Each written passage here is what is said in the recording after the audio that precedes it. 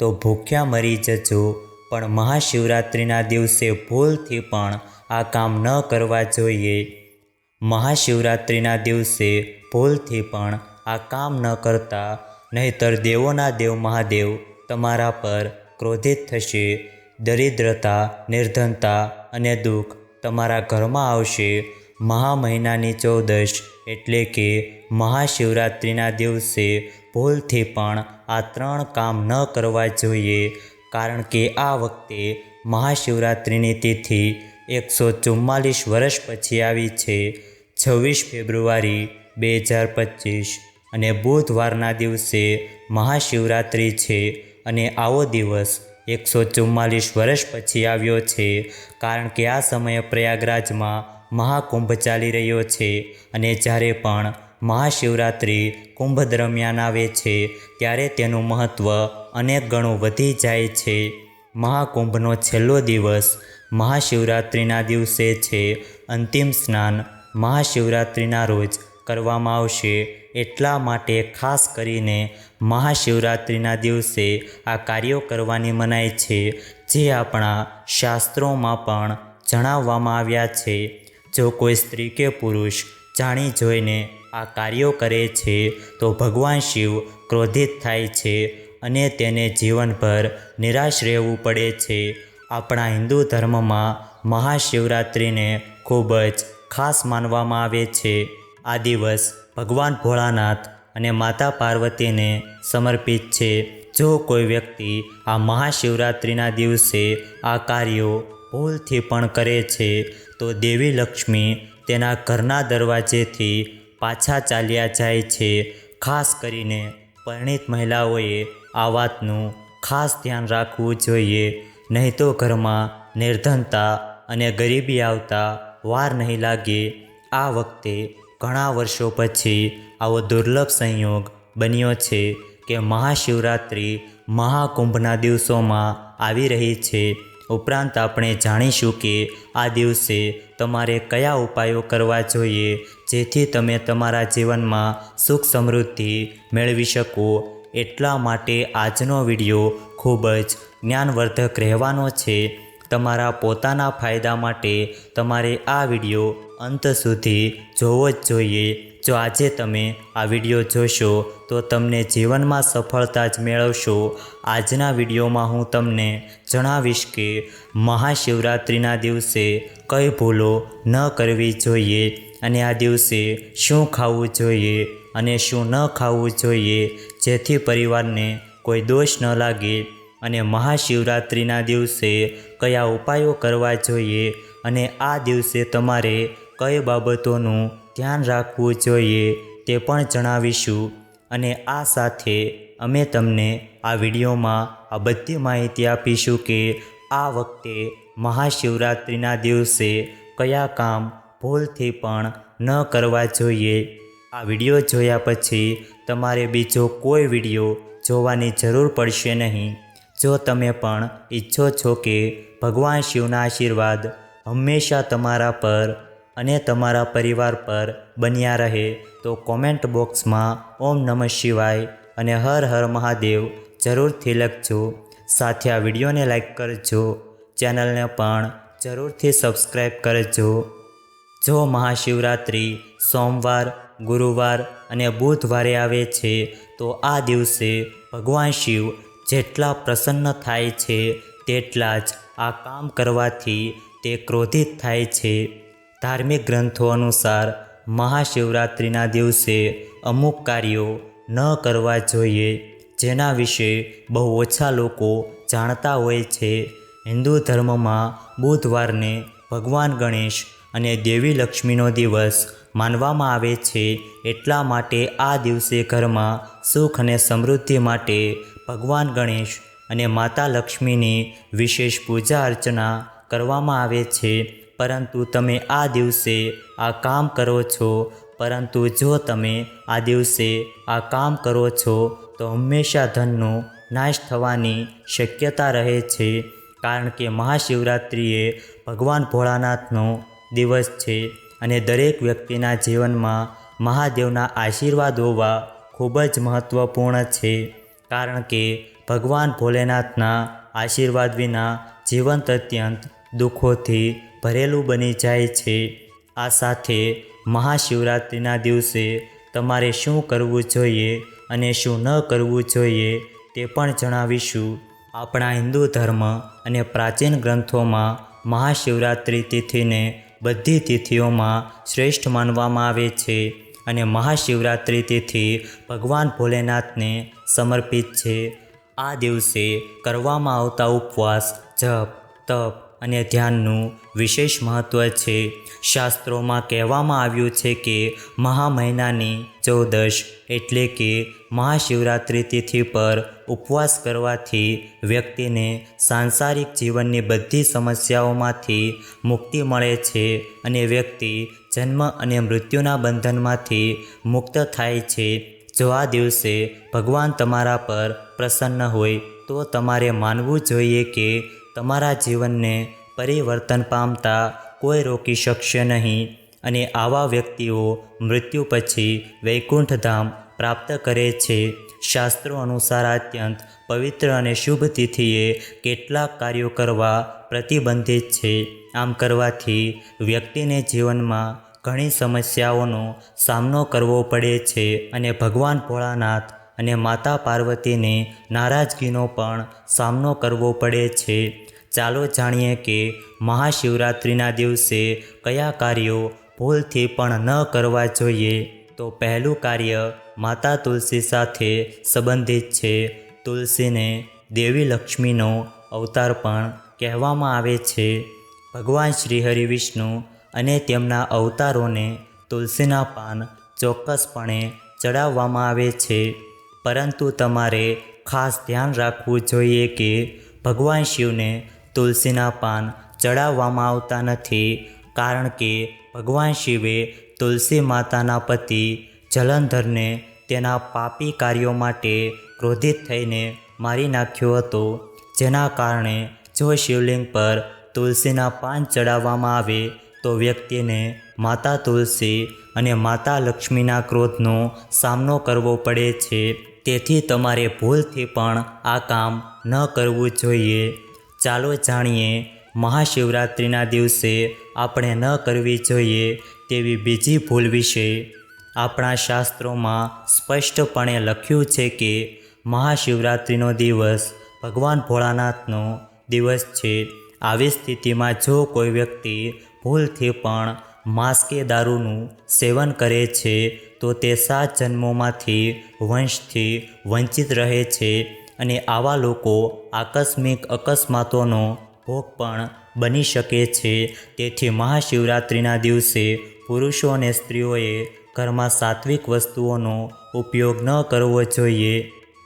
તેથી મહાશિવરાત્રિના દિવસે પુરુષો અને સ્ત્રીઓએ ઘરમાં તામસિક વસ્તુઓનો ઉપયોગ ન કરવો જોઈએ અને ન તો તેમના પરિવારના કોઈ પણ સભ્યને કરવા દેવો જોઈએ. મહાશિવરાત્રિના દિવસે ઉપવાસ રાખવાથી અને ભગવાન શિવ અને માતા પાર્વતીની પૂજા કરવાથી વ્યક્તિને મહાન પુણ્ય ફળ મળે છે. પરંતુ શિવ મહાપુરાણમાં કેટલાક ખાસ લોકો વિશે કહેવામાં આવ્યું છે કે જો તેઓ મહાશિવરાત્રિનો ઉપવાસ રાખે છે તો તેમના આખા પરિવારને તેનું પરિણામ ભોગવવું પડી શકે છે. મહાશિવરાત્રિનું વ્રત ગર્ભવતી સ્ત્રીઓએ નિરાહાર રહીને ન કરવું જોઈએ. આનાથી ગર્ભમાં ઉછરતા બાળક પર ખરાબ અસર પડી શકે છે. જો ઉપવાસ કરવો જરૂરી હોય તો એકવાર તમારા ડૉક્ટરની સલાહ ચોક્કસ લ્યો. ઉપરાંત જો તમે એક મહિલા છો અને મહાશિવરાત્રિ તમારા માસિક ધર્મ દરમિયાન આવી ગઈ છે તો જો તમે ઈચ્છો તો તમે ફળાહાર કરીને અથવા તો નિર્જળા ઉપવાસ રાખી શકો છો. આ દિવસોમાં તમારે મહાદેવની પૂજા ન કરવી જોઈએ અને પૂજા સામગ્રીને પણ સ્પર્શ ન કરવો જોઈએ. મહાશિવરાત્રિના દિવસે તમારે તમારા મનને શાંત રાખવું જોઈએ. આ દિવસે કોઈની સાથે લડાઈ કે ઝઘડો ન કરવો જોઈએ. મહાશિવરાત્રિ પર ઘણા લોકો ભગવાન ભોલેનાથને પ્રસન્ન કરવા માટે પંચામૃત સ્નાન કરે છે. કેટલાક લોકો પોતાના ઘરમાં કે મંદિરમાં ગંગાજળ કે દૂધથી ભગવાન શિવના શિવલિંગનો અભિષેક કરે છે, પરંતુ આપણે ક્યારેય ભગવાન શિવને શંખથી અભિષેક ન કરવો જોઈએ, કારણ કે ભગવાન શિવે શંખચૂડ નામના રાક્ષસનો વધ કર્યો હતો, જે પછી ભગવાન ભોલેનાથને શંખથી અભિષેક કરવામાં આવતો નથી. મહાશિવરાત્રિના દિવસે તમારે ચોખ્ખા ઘઉં એટલે કે અનાજ ન ખાવું જોઈએ, કારણ કે મહાશિવરાત્રિના દિવસે ભોજનને પુણ્ય સમજીને કરવામાં આવતા દાન, પુણ્ય, ધર્મ વગેરે કાર્ય પણ પાપ બની જાય છે. મહાશિવરાત્રિના વ્રત દરમિયાન ભગવાન શ્રી ભોલેનાથ કે માતા પાર્વતીની પૂજામાં કાળા રંગના કપડાં પહેરવા જોઈએ નહીં. આ દિવસે પૂજા કરતી વખતે લાલ કે પીળા રંગના કપડાં પહેરવા જોઈએ. આ સાથે મહાશિવરાત્રિના દિવસે તમારા ઘરના મુખ્ય દરવાજા પર ક્યારેય બૂટ અને ચપ્પલ ન રાખવા જોઈએ. સાવરણી પણ ન રાખવી જોઈએ. જો કોઈ વ્યક્તિ પોતાના ઘરના મુખ્ય પ્રવેશદ્વાર પર સાવરણી કે ચપ્પલ રાખે છે, તો માતા લક્ષ્મી તરત જ પાછા ફરે છે અને માતા લક્ષ્મી ક્રોધિત થઈને પાછા જાય છે, અને જે ઘરમાં દેવી લક્ષ્મી પ્રવેશ કરતા નથી, આવા ઘરમાં નિર્ધનતા પ્રવેશે છે. તમે જોયું જ હશે કે લગભગ દરેક વ્યક્તિ પોતાના ઘરના મુખ્ય પ્રવેશદ્વાર પર લીંબુ અને મરચાં લટકાવેલા રાખે છે. તેને લટકાવવા પાછળનું કારણ શું છે? તો લીંબુ અને લીલા મરચાં દરિદ્રતાનો આહાર છે, અને જ્યારે તેમને મુખ્ય દરવાજા પર ખોરાક મળે છે, ત્યારે તે તમારા ઘરમાં કે રસોડામાં પ્રવેશ કરશે નહીં. તેથી એવું પણ કહેવાય છે કે મહાશિવરાત્રિના દિવસે લીંબુ અને મરચાં લટકાવવાથી ઘરમાં ગરીબી આવતી નથી. તમારામાંથી મોટા ભાગના લોકો એવું પણ પૂછે છે કે માતા લક્ષ્મી અમારા ઘરમાં કેમ નથી આવતા? તો જુઓ, જે ઘરમાં સ્ત્રીઓનું અપમાન થાય છે, ત્યાં માતા લક્ષ્મી ક્યારેય આવતા નથી. અને જે ઘરમાં તૂટેલી મૂર્તિની પૂજા થાય છે, તૂટેલી મૂર્તિની પૂજા કરે છે, જે ઘરમાં ખંડિત મૂર્તિ હોય છે, ત્યાં દેવી દેવતાઓ ક્યારેય નિવાસ કરતા નથી. ફક્ત એક શિવલિંગ જ છે, જેની ખંડિત અવસ્થામાં પણ પૂજા કરવામાં આવે છે. તો ચાલો હવે જાણીએ કે મહાશિવરાત્રિના દિવસે બીજા કયા કાર્યો ન કરવા જોઈએ. પણ તે પહેલાં હું તમને હાથ જોડીને પ્રાર્થના કરું છું કે અમે તમારા માટે જે પણ વિડીયો બનાવીએ છીએ, તેમાં અમે ખૂબ મહેનત કરીએ છીએ. અમે આ માહિતી ઘણા ધાર્મિક ગ્રંથોમાંથી એકત્રિત કરીએ છીએ.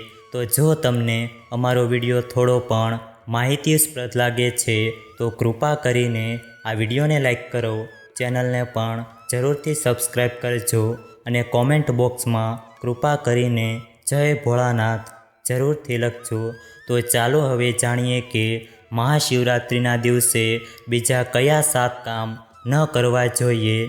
ભૂલથી પણ આ વસ્તુઓનું દાન ન કરો. મહાશિવરાત્રિના દિવસે દાન કરવું સારું માનવામાં આવે છે, પરંતુ આ દિવસે કેટલીક વસ્તુઓનું દાન કરવું શુભ માનવામાં આવતું નથી. મહાશિવરાત્રિના દિવસે સરસવના તેલનું દાન કરવાનું ટાળવું જોઈએ.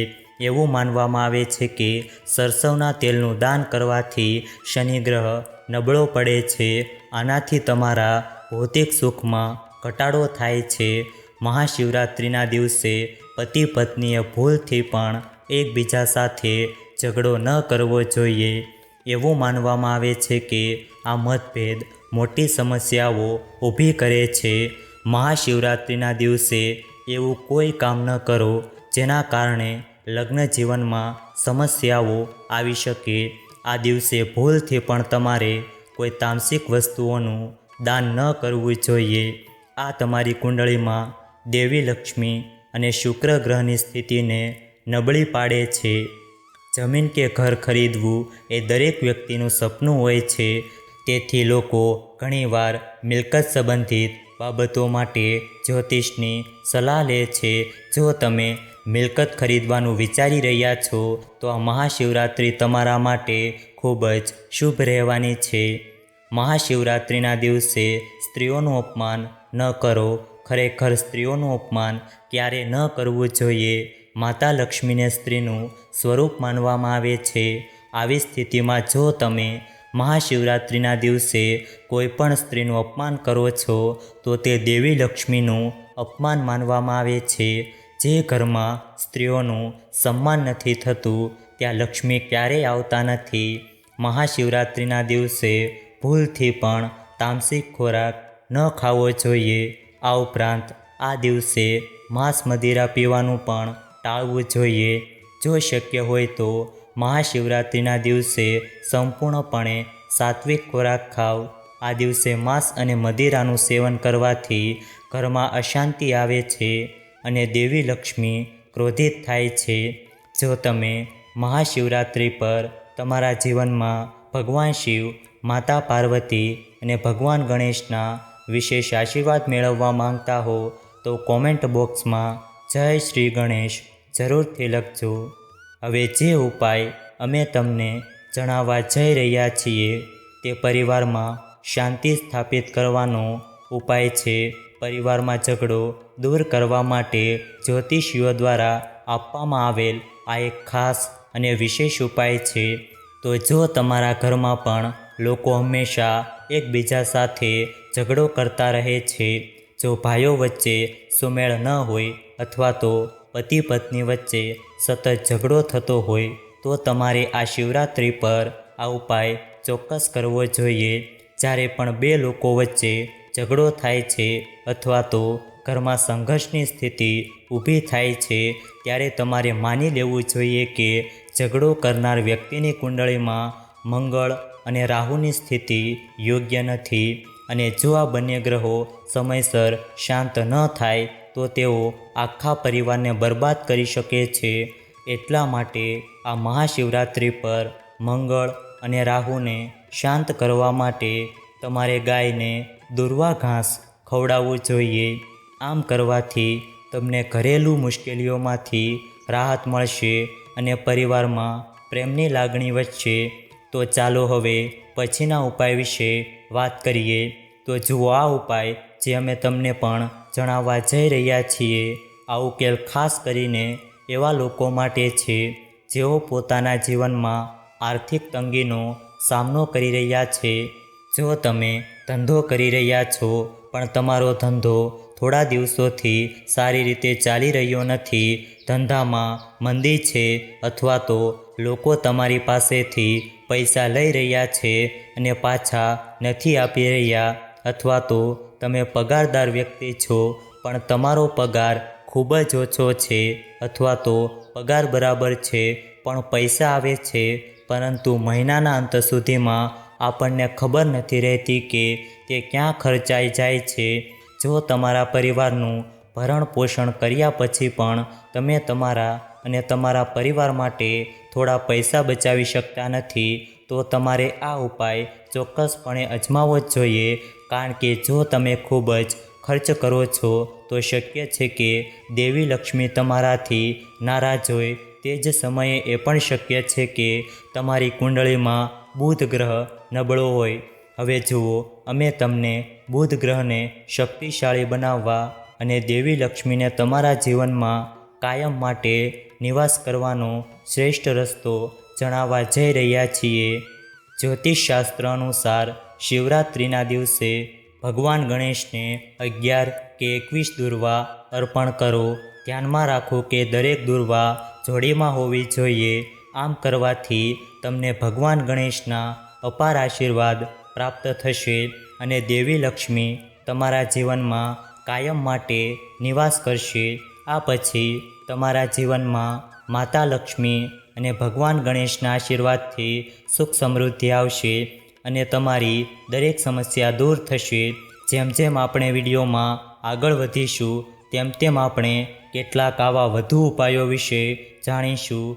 પણ તે પહેલાં ચાલો તમને આ ચમત્કારિક દુર્વાના ઘાસ વિશે થોડી વધુ માહિતી જણાવીએ. શાસ્ત્રોમાં ઉલ્લેખિત એક પ્રખ્યાત દંતકથા અનુસાર એકવાર અલનાસુર નામના રાક્ષસે દેવતાઓ અને ઋષિઓને આતંકિત કરવાનું શરૂ કર્યું. તેના અત્યાચારોથી આખું બ્રહ્માંડ ભયભીત થઈ ગયું.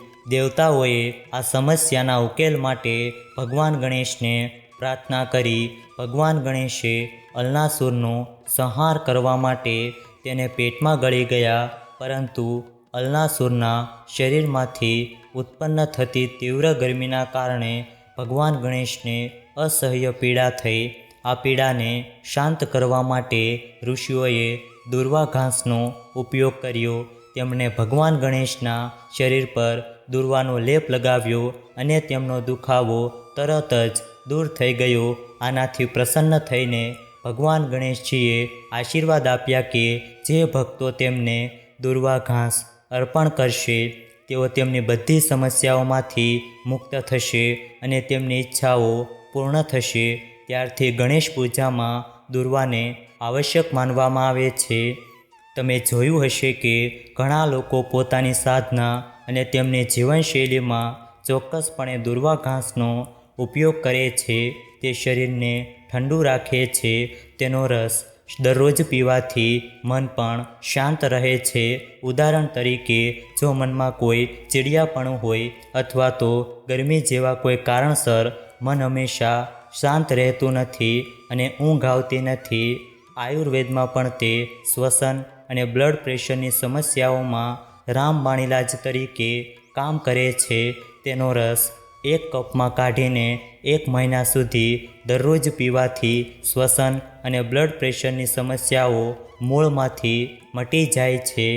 ચાલો હવે હું તમને તેના કેટલાક દૈવી પ્રયોગો કહીશ અને આ વિડીયોના અંતે હું તમને એક એવો ગુપ્ત પ્રયોગ કહીશ જે તમારી નિર્ધનતા દૂર કરશે અને તમારા જીવનમાંથી બધી સમસ્યાઓ દૂર કરશે.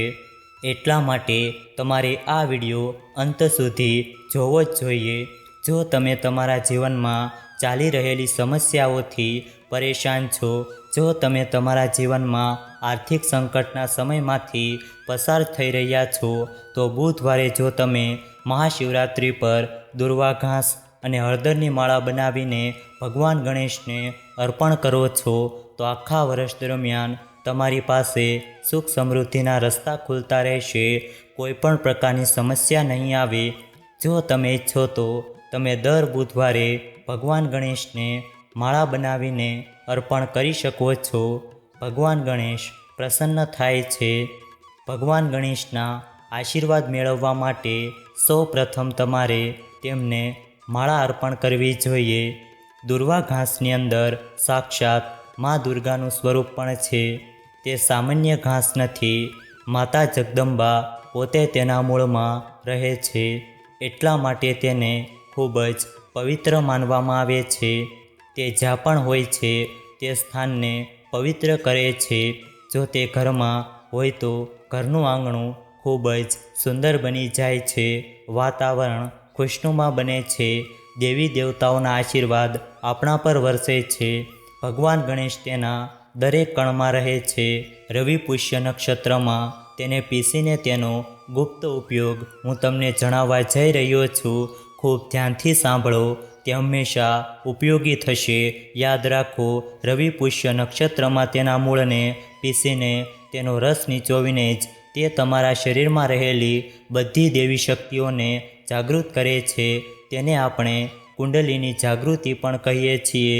તમારે આ ફક્ત રવિ પુષ્ય નક્ષત્રમાં જ કરવાનું રહેશે. હવે આ ઉપાય માટે તમારે 21 અગરબત્તીઓ લેવાની રહેશે. 21 તમારી પાસે ઘાસના જે પણ પાંદડા હોય તે લ્યો. તેની સાથે હળદરની 1 ગાંઠ લો, 1 રૂપિયાનો સિક્કો, 5 એલચી અને 7 લવિંગ લ્યો. આ બધી વસ્તુઓને લાલ રંગના કપડા પર મૂકો અને તેની પોટલી બનાવો. આ પછી આ પોટલી 1 રાત માટે મા દુર્ગા અને ભગવાન ગણેશના ચરણોમાં રહેવા દો અને બીજા દિવસે આ પોટલી ઉપાડીને તમારા વ્યવસાયના સ્થળે અથવા તો તમે જ્યાં ઘરમાં પૈસા રાખો છો ત્યાં રાખો. જો તમે ઈચ્છો તો તમે તેને દર બુધવારે બદલી શકો છો અથવા તો તમે તેને લગભગ 1 વર્ષ સુધી ત્યાં રહેવા દઈ શકો છો. પરંતુ તેને 1 વર્ષથી વધુ સમય સુધી ત્યાં રહેવા ન દો. તમારે આ પોટલી બદલવી પડશે. તમે વિશ્વાસ કરી શકો છો કે આ એક એવી પોટલી છે કે ફક્ત તેનો ઉપયોગ કરીને જો તમે તેને ત્યાં રાખો છો તો માતા લક્ષ્મી પોતે તમારી પાસે આવે છે અને લક્ષ્મીની સાથે તમે ભગવાન ગણેશને પણ પ્રાપ્ત કરો છો અને તેમના આશીર્વાદ મેળવો છો. તમારી કુંડળીમાં બુધ ગ્રહની સ્થિતિ મજબૂત કરવા માટે બુધવારે ગણેશ મંદિરમાં જાઓ અને દુર્વાના 11 ઘાસ અર્પણ કરો. આમ કરવાથી ભગવાન ગણેશ પ્રસન્ન થાય છે અને બુધ દોષ પણ દૂર થાય છે. ભગવાન ગણેશને દુર્વા અર્પણ કરવા માટે ફક્ત સ્વચ્છ જગ્યાએથી જ દુર્વા ઘાસ લ્યો. તે જ સમયે જો તમે નોકરી કરો છો અથવા તો પોતાનો વ્યવસાય ચલાવો છો પરંતુ તમને તેમાં પ્રગતિ મળી રહી નથી, જો તમને પ્રમોશન ન મળી રહ્યું હોય તો નોકરી અને વ્યવસાયમાં પ્રગતિ માટે બુધવારે 11 કે 21 જાડી દુર્વા ઘાસ અર્પણ કરો. પરંતુ ધ્યાનમાં રાખો કે દરેક દુર્વા ફક્ત જોડીમાં જોવી જોઈએ. આમ કરવાથી ભગવાન ગણેશનો આશીર્વાદ મળે છે અને કાર્યસ્થળ પર તેનો પ્રભાવ અને મહિમા વધે છે.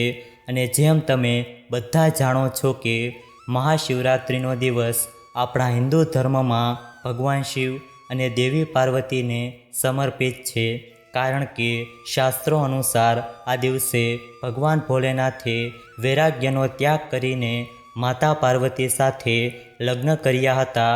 ઉપરાંત આ તે શુભ દિવસ છે જ્યારે ભગવાન શિવ શિવલિંગના રૂપમાં પ્રગટ થયા હતા અને ભક્તોને દર્શન આપ્યા હતા, જેના કારણે આ દિવસે ભગવાન ભોલેનાથ ખૂબ જ પ્રસન્ન હોય છે અને પોતાના બંને હાથ વડે પોતાના ભક્તો પર આશીર્વાદ વરસાવે છે.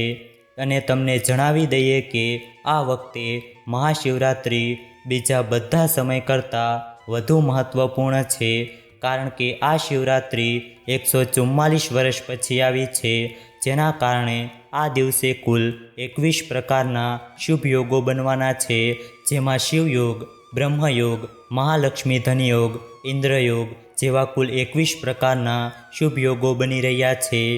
આવી સ્થિતિમાં આ દિવસે સંગમમાં સ્નાન કરવું ખાસ કરીને પુણ્યદાયી છે.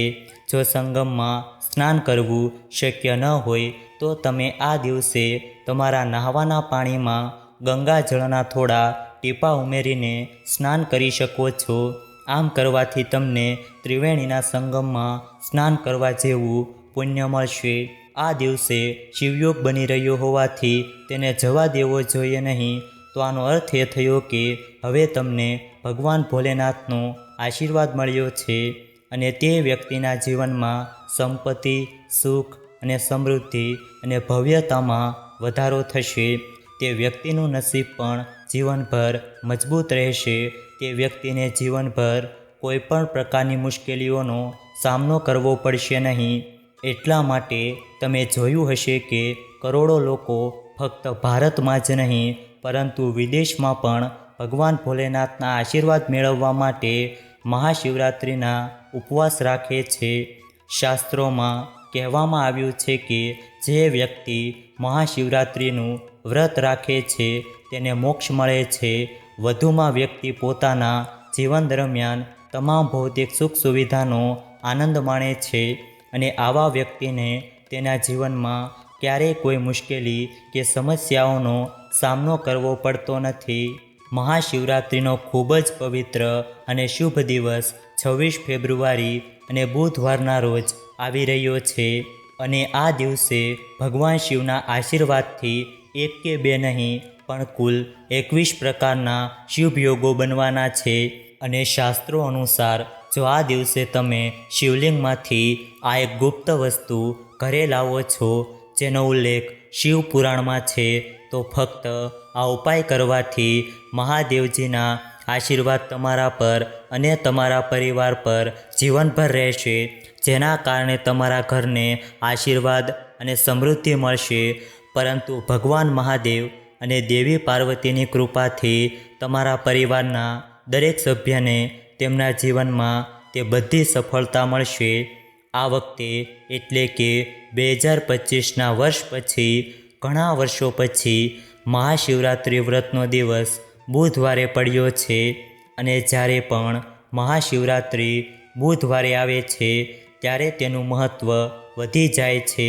તેથી આ દિવસે ભગવાન શિવને ફક્ત એક નાની પ્રાર્થના કરવાથી અને આ સરળ ઉપાય કરવાથી તમારા બંધ ભાગ્યના દરવાજા ખુલી જશે.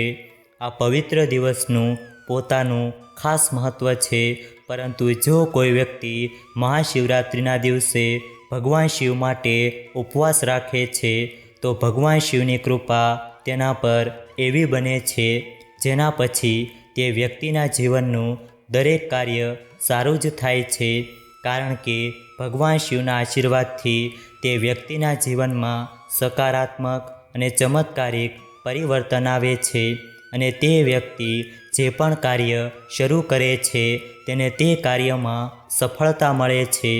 જે પણ સ્ત્રી મહાશિવરાત્રિનું વ્રત રાખે છે, સાક્ષાત ભગવાન શિવ તેના માટે સારો વર શોધે છે. તે કોઈ સામાન્ય વર નથી હોતો, તેમનામાં ભગવાન મહાદેવના ગુણો છે. જે પણ સ્ત્રીને આવો વર મળે છે તે વિજય પ્રાપ્ત કરે છે. વ્યક્તિને ધન, કીર્તિ, યશ અને વૈભવ મળે છે. વ્યક્તિને દેવી લક્ષ્મીનો આશીર્વાદ મળે છે અને પરણિત સ્ત્રીઓનો પતિ હંમેશા સુરક્ષિત રહે છે. પરંતુ જો તમે મહાશિવરાત્રિના દિવસે ભગવાન ભોલેનાથ માટે ઉપવાસ ન રાખી શકો, પરંતુ જો તમે શિવલિંગમાંથી આ એક ગુપ્ત વસ્તુ ઉપાડીને ઘરે લાવો છો અને તેને તમારા ઘરમાં સ્થાપિત કરો છો, જેના વિશે અમે તમને આ વિડીયોમાં જણાવવા જઈ રહ્યા છીએ, તો માની લો કે તમારા ઘરમાં ક્યારેય સુખ સમૃદ્ધિની કમી નહીં રહે. તમારા જીવનમાં દરેક પ્રકારના દુઃખોમાંથી તમને ચોક્કસ મુક્તિ મળશે. ભગવાન ભોલેનાથના અનંત આશીર્વાદ હંમેશા તમારા પર રહેશે. અમે તમને મહાશિવરાત્રિના દિવસે શિવલિંગમાંથી કઈ વસ્તુઓ ઉપાડીને તમારા ઘરમાં સ્થાપિત કરવાની છે તે વિશે જણાવવા જઈ રહ્યા છીએ. અમે તમને શિવપુરાણમાંથી અને યોગ્ય શુભ સમયે યોગ્ય વિધિઓ સાથે આ વાત જણાવવા જઈ રહ્યા છીએ. જો મહાશિવરાત્રિના દિવસે તમે શિવલિંગમાંથી તે ગુપ્ત વસ્તુ લાવીને તમારા ઘરમાં સ્થાપિત કરો છો, જેના વિશે અમે તમને આ વિડીયોમાં જણાવવા જઈ રહ્યા છીએ, તો તમારી ઈચ્છા ગમે તે હોય, જો તમે આર્થિક મુશ્કેલીઓમાં ફસાયેલા છો તો તમને આર્થિક સમસ્યાઓમાંથી રાહત મળશે, કારણ કે અહીં તમને સ્વયં ભગવાન શિવના આશીર્વાદ મળશે. અને તમે આ કહેવત સાંભળી જશે કે જો ભગવાન શિવ કોઈ વ્યક્તિને આશીર્વાદ આપે છે તો કાળ પણ તે વ્યક્તિને નુકસાન પહોંચાડી શકતું નથી.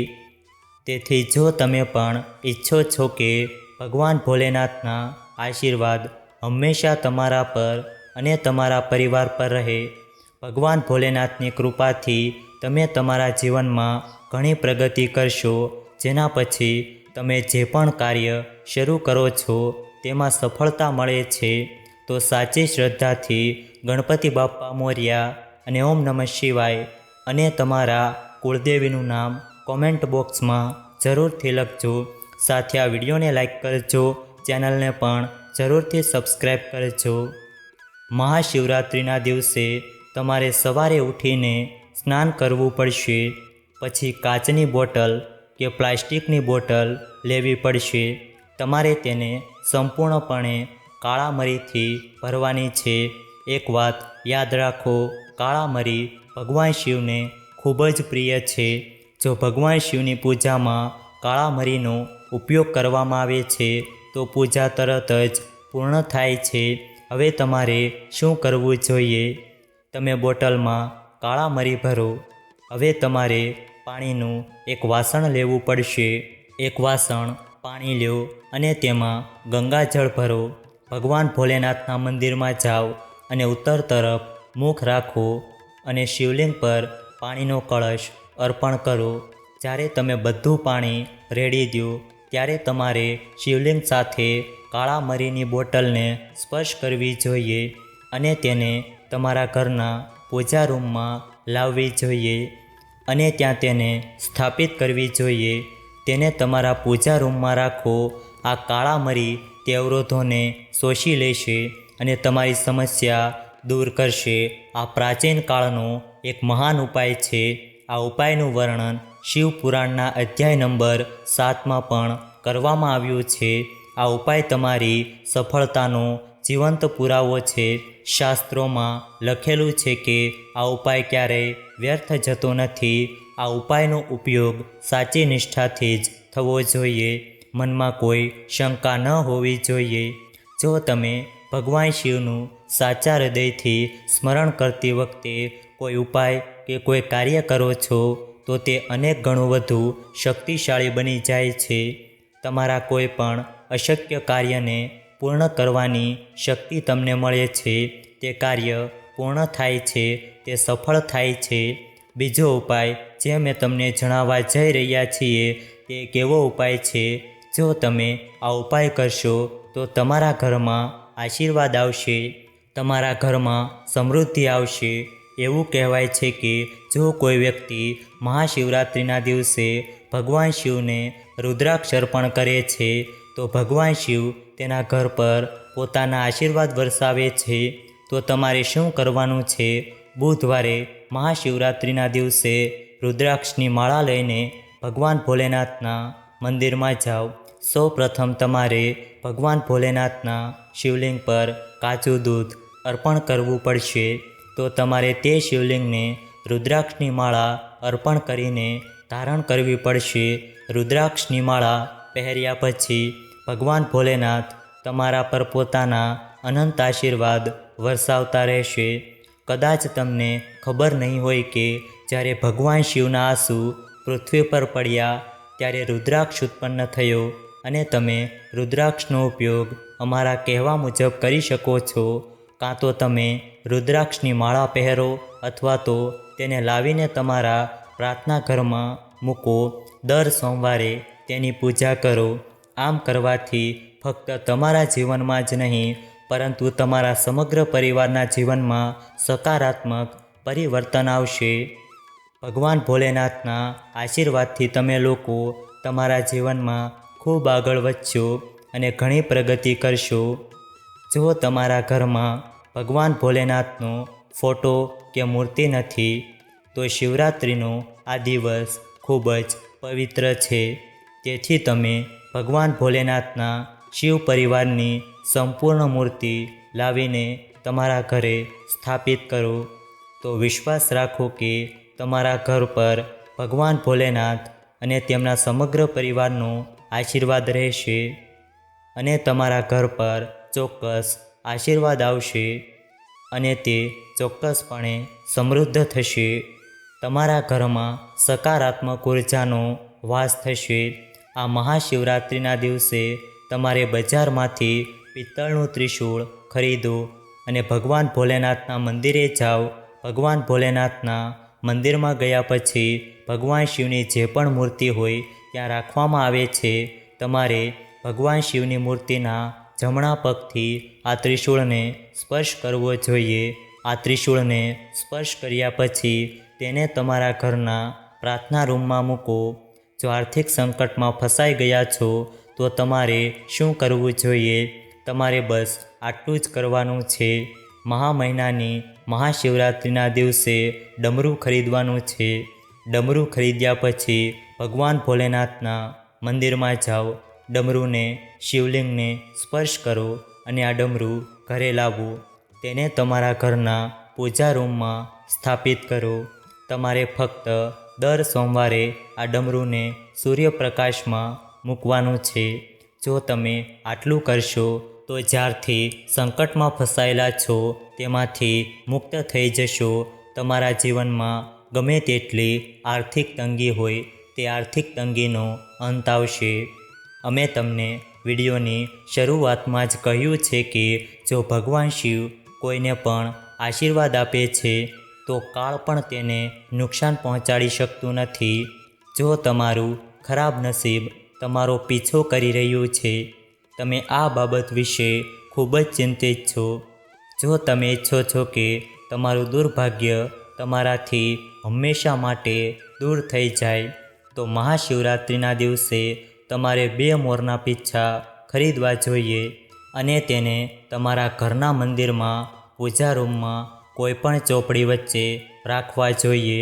એવું કહેવાય છે કે જો મહાશિવરાત્રિ પર ઘરમાં મોર પીંછું લાવીને રાખવામાં આવે તો તે તમારા માટે સૌભાગ્ય લાવશે.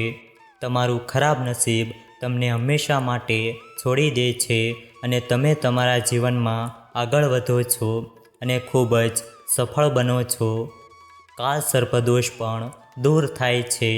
જ્યારે કાળ સર્પદોષ વ્યક્તિને અસર કરે છે ત્યારે તેની સ્થિતિ ખરાબ થઈ જાય છે.